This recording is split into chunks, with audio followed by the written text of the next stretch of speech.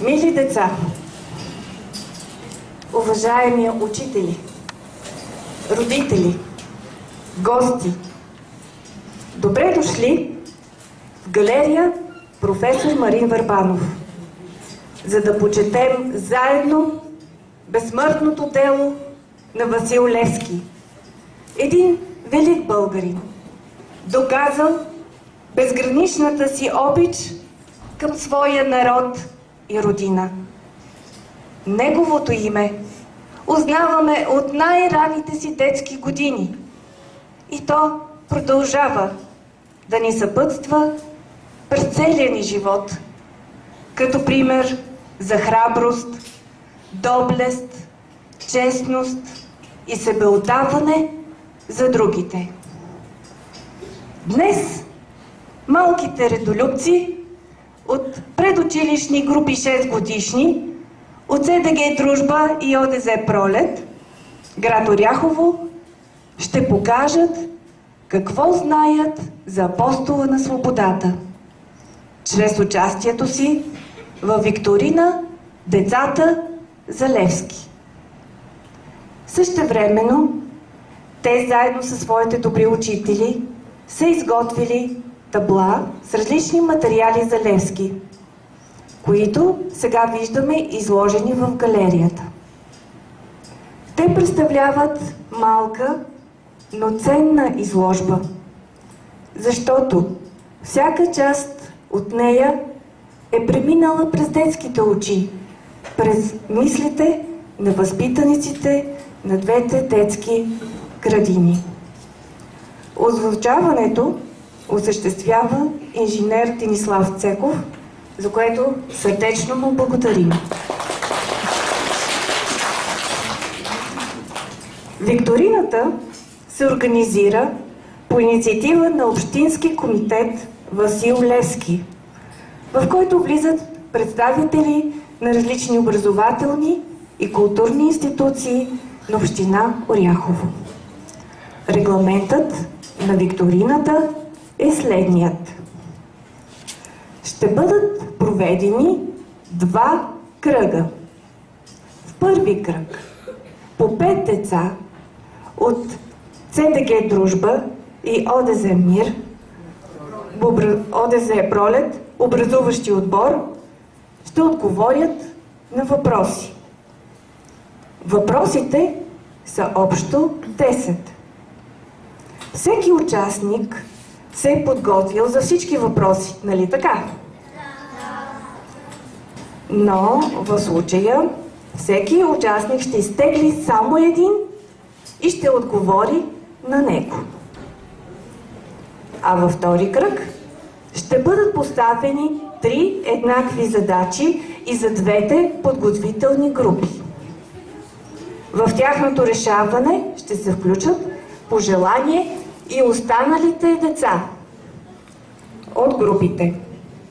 А сега нека да представя участниците в образуваните 2 отбора, които вече, както виждате, са заели своите места.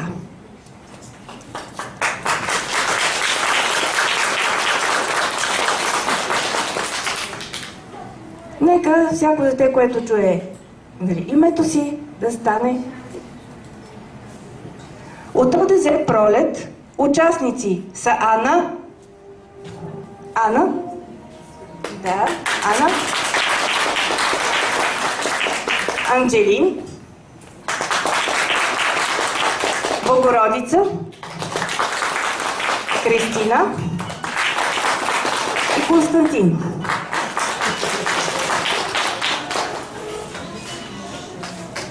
И от СДГ Дружба участват Невена, Преслава, Ива, Георги и Симеон.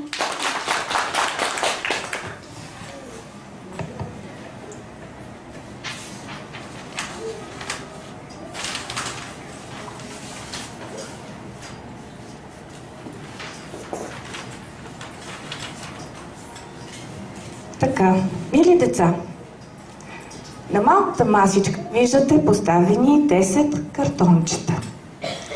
Всеки член на отбора ще трябва да изтегли по едно картонче. А това ще стане, като се редувате. Първият участник от първият отбор, първият участник от вторият отбор. След това, мили деца, ще започна да задавам въпросите.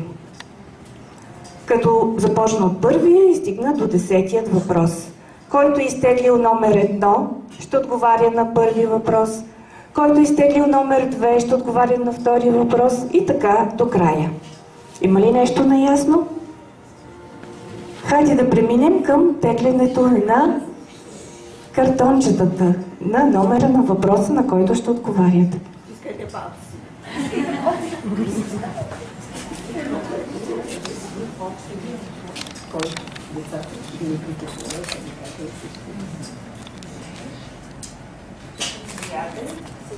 Вие познавате цифрите? Казвайте кой. Така, 7. От другият отбор заповядай. Номер 4. Следващия участник Богородица.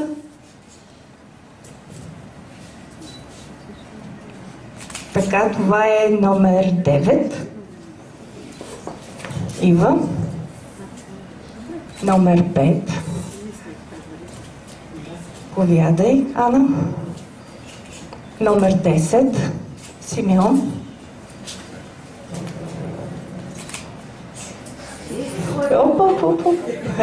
Сигурно е много хубав този въпрос. 8. Така, повядай. 2. Номер 2. Невена.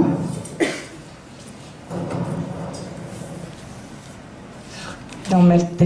И останаха още само за момчетата. Константино, заповядай. Номер 1 и Гошко. Номер 6.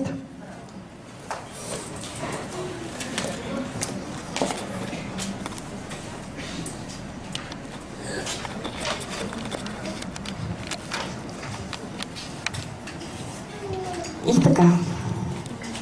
Малка пауза, съсредоточаваме се. Мили деца, всички сме много развълнувани, убедена съм. Но също така съм убедена, че сме се подготвили добре. И заедно всички ще покажем каквото знаем и можем. Нали така? И нека да започнем. Започваме с Константино, който е изтеглил първи въпрос. Първият въпрос е: къде е роден Васил Левски? Град Карлово. Ами точно отговор, разбира се, град Карлово. Един хубав български град. Втори въпрос. Ето, отново от същият отбор. Кога е роден Васил Левски и през кой сезон?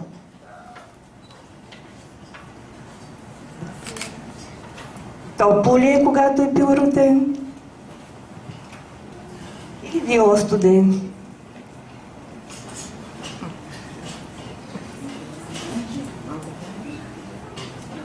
Един топъл месец.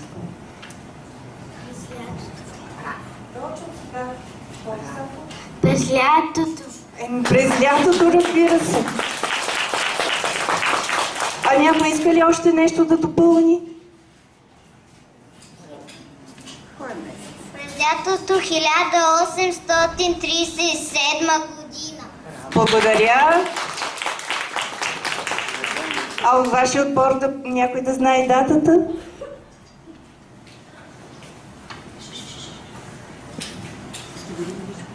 Нека всички да я кажем. 18 юли. Чудесно. Трети въпрос. Знаете ли трите имена на Васил Левски? имена на Васил Левски са Васил Иванов Кунчев. Отлично! И това е така, защото неговият баща е Иван Кунчев и имената Васил Иванов Кунчев. Ами мисля, че започнахме чудесно. Браво, деца! Само така!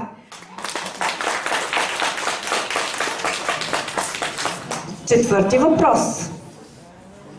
Какво означава прозвището Левски? Прозвището Левски означава лъв. Точно така, лъв.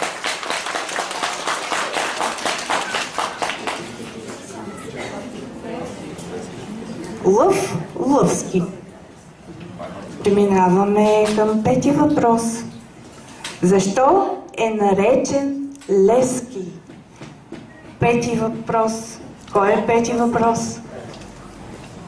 Наречен е Левски, защото по време на упражнения е скочил много дълъг скок, подобен на лъвския. И от тогава му викат Левски. Чудесно!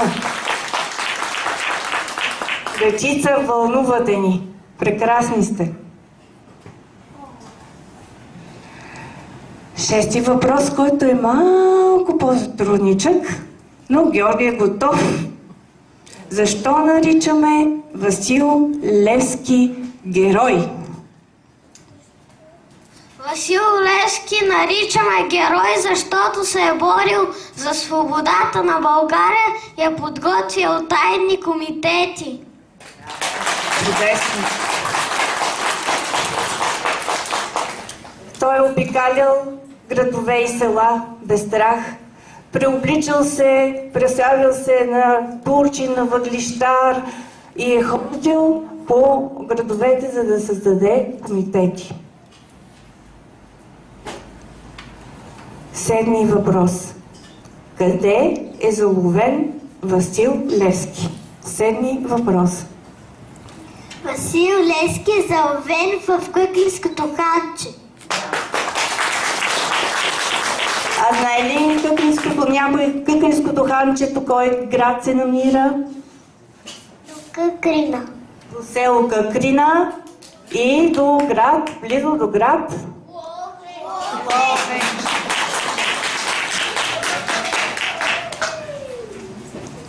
И така, следва един много важен въпрос за нас, който е свързан с Оряхово.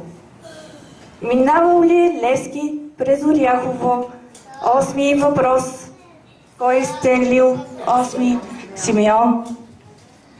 Васил Левски е минавал 2 пъти през Оряхово, заради да може по-добре да се скрие от турците, заради да отиде в Румъния. И точно така. Браво! Той трябва да се срещне в Румъния с други революционни дейци. И тъй като през Оряхово и тогава имало пристанище и са плували лодки и параходи, той е успял да премине през Оряхово за Румъния и на отиване на връщане е минал през нашия град, укрил се в къща на местни революционери и затова в тази къща днес има паметна плоча. Девети въпрос. Как още е наричан Левски? Девети въпрос. Богородица.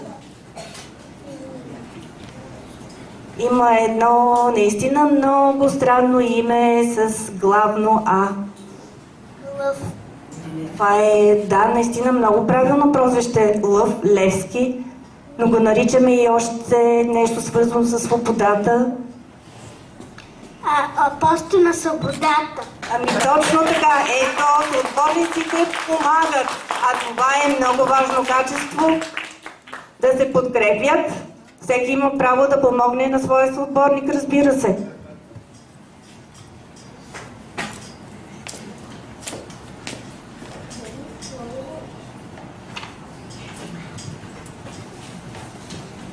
И преминаваме към последния въпрос. Васил Левски Познавал ли е Христо Ботев? Явно всички знаят, че е познавал, нали? А кой е изтеглил 10-ти въпрос? Ето го и момичето. Познавал ли е? Васил Левски, познавам Христо Ботев. А знае ли някой къде са се срещнали? В Румъния. Точно така, ако в един град, столица на Румъния... Букурещ. Точно така.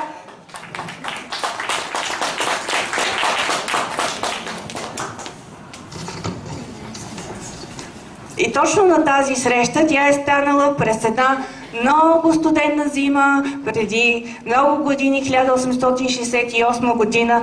Но искам да ви прочета какво Христо Ботев е написал за Васил Левски точно за този период. Приятелят ми Левски, с когото живеем, е с нечут характер. Когато ние се намираме в най-критическо положение, то той тогава си е такъв весел, както и когато се намираме в най-добро положение. Студ, дърво и камък се пука, гладни от 2-3 дена, а той пее и все весел. Вечер, додето легнем, той пее. Сутрин, щом отвори очите, пак пее. Колкото и да се намираш в отчаяност, той ще те развесели. Мили деца, първи кръг завърши. Поздравявам ви! Всички се справихте чудесно и показахте, че знаете много за Левски. Успокоихте ли се? Видяхте ли, че е хубаво да говорим за Левски? Хайде, може да се върнете при своите дечица от групата.